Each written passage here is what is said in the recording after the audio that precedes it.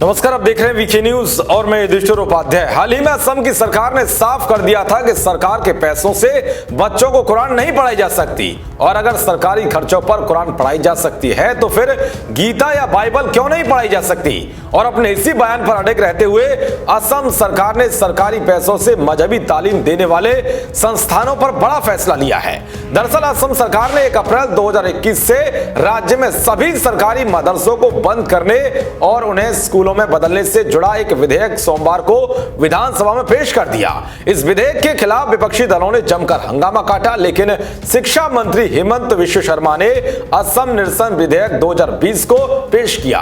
असम विधानसभा का 3 दिवसीय शीतकालीन सत्र सोमवार को शुरू हुआ, जो 3 दिन तक चलेगा। इसी के साथ अब असम भारत का पहला राज्य बन गया है जहां ऐसा फैसला लिया गया है। असम निरसन विधेयक 2020 में 2 मौजूदा कानून, असम मदरसा शिक्षा कानून 1995 और मदरसा शिक्षण संस्थानों का पुनर्गठन कानून 2018 को निरस्त करने का प्रस्ताव दिया गया है। विधेयक में यह प्रावधान है कि प्रदेश के सभी मदरसे उच्च प्राथमिक, उच्च और माध्यमिक स्कूलों में बदले जाएंगे। असम में सरकार की ओर से चलाए जाने वाले लगभग 683 मदरसे हैं। कुल मिलाकर अब असम में सरकार के पैसों से मदरसे नहीं चलेंगे। सरकार की ओर से यह बताया जा चुका है कि असम में मदरसे चलाने के लिए सालाना 260 करोड़ रुपए खर्च होते हैं, जिसे लेकर असम सरकार ने साफ कर दिया है कि सरकार धार्मिक शिक्षा के लिए सार्वजनिक धन खर्च नहीं कर सकती। दरअसल यहां मदरसा शिक्षा की शुरुआत 1934 में हुई थी, जब सर सैयद मोहम्मद सादुल्ला ब्रिटिश शासन के दौरान असम के प्रधानमंत्री थे।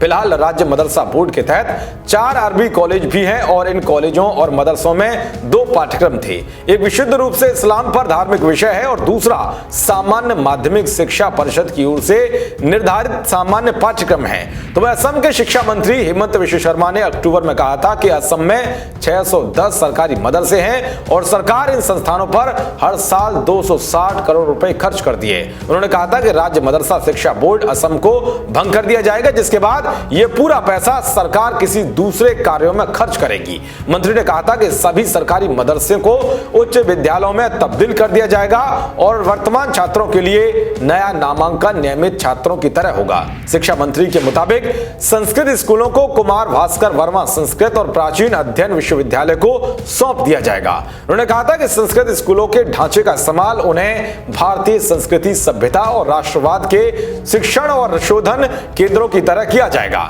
दरअसल भारत में असम समेत इस समय कुल 18 राज्य ऐसे हैं जहां मदरसों को केंद्र सरकार से फंडिंग मिलती है, लेकिन अब असम सरकार ने इस प्रथा पर रोक लगा दी है। अब देखना यह होगा कि आने वाले समय में क्या और भी राज्य असम की तरह ही कोई फैसला लेते हैं। देश और दुनिया की तमाम खबरों को पाने के लिए देखते रहिए वीके न्यूज। नमस्कार।